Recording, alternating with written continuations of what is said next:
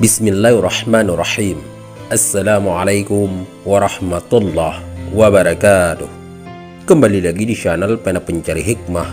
Kali ini kita akan bahas bentuk sirat atau titian di atas neraka. Jangan lupa sukai video ini, komen, dan berlangganan, serta bagikan video ini agar bermanfaat bagi semua.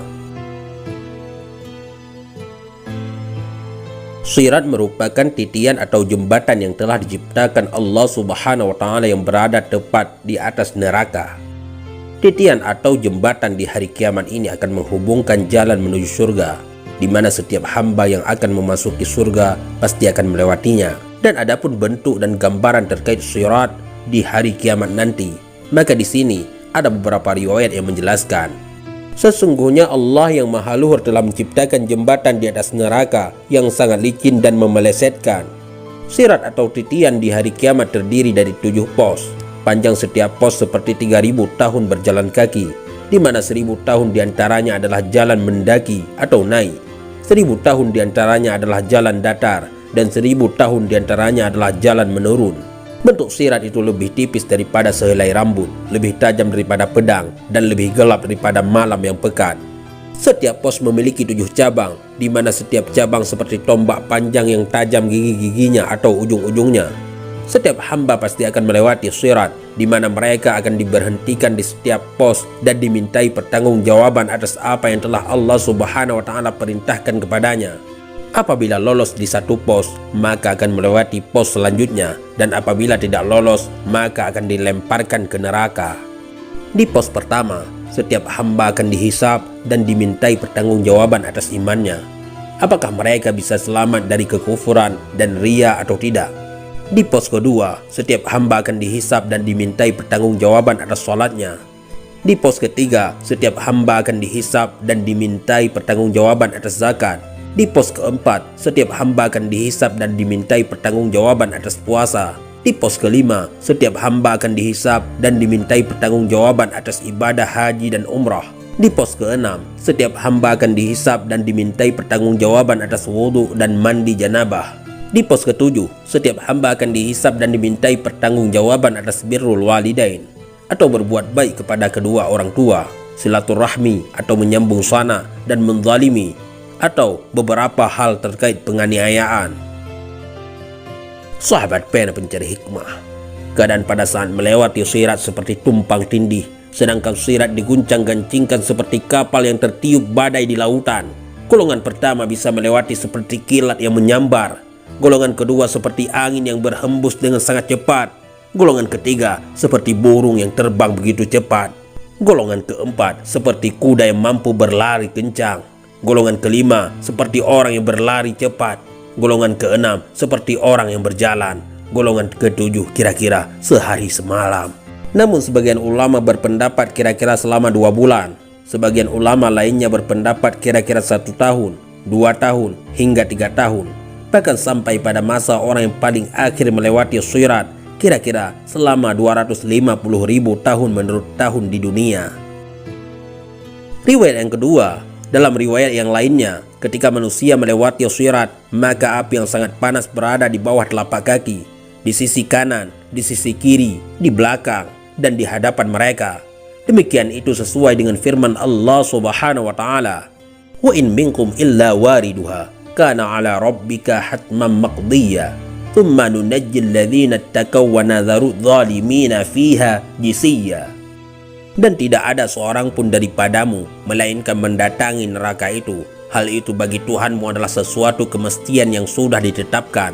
Kemudian kami akan menyelamatkan orang-orang yang bertakwa dan membiarkan orang-orang yang zalim di dalam neraka dalam keadaan berlutut.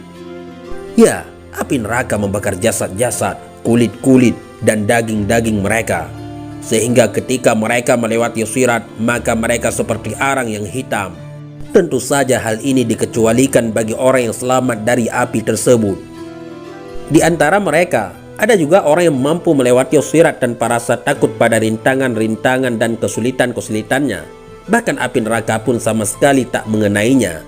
Dan ketika ia telah melewati sirat, ia pun bertanya karena tak sadar sudah melewatinya. Di mana sirat? Lalu dikatakan kepadanya, kamu telah melewatinya tanpa payah atau kesulitan berkat rahmat Allah Subhanahu wa Ta'ala. Riwayat yang ketiga, di hari kiamat kelak datanglah golongan dari umat. Lalu ketika umat itu hendak naik melewati sirat, Nabi SAW pun menghampiri mereka sembari bertanya, "Siapakah kalian?" Mereka pun menjawab, "Kami adalah umatmu." Lalu Nabi SAW bertanya lagi, "Apakah kalian berada di atas syariatku?" Mereka pun menjawab, "Tidak." Mendengar jawaban tersebut, Nabi SAW pun membebaskan diri, tidak mau bertanggung jawab, dan meninggalkan mereka. Lalu mereka pun dilemparkan ke dalam neraka jahanam. Lalu datanglah golongan lain. Lalu Nabi SAW bertanya, "Apakah kalian ada di atas syariat Nabi kalian dan menapaki jalannya?" Jika mereka menjawab dengan kata iya, maka mereka akan melanjutkan untuk melewati sirat. Dan jika menjawab tidak, maka mereka pun terjatuh ke dalam neraka. Dan setelah memasuki neraka, maka mereka membutuhkan syafaat Nabi SAW. Riwayat yang keempat, dalam sebuah riwayat kabar dikisahkan bahwa kelak di hari kiamat akan ada sebuah kaum yang berhenti di atas sirat.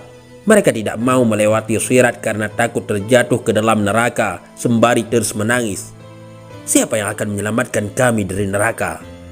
Pada saat itu, datanglah malaikat Jibril alaihissalam untuk bertanya kepada mereka, "Apa yang mencegah kalian sehingga kalian tidak menyeberangi sirat?"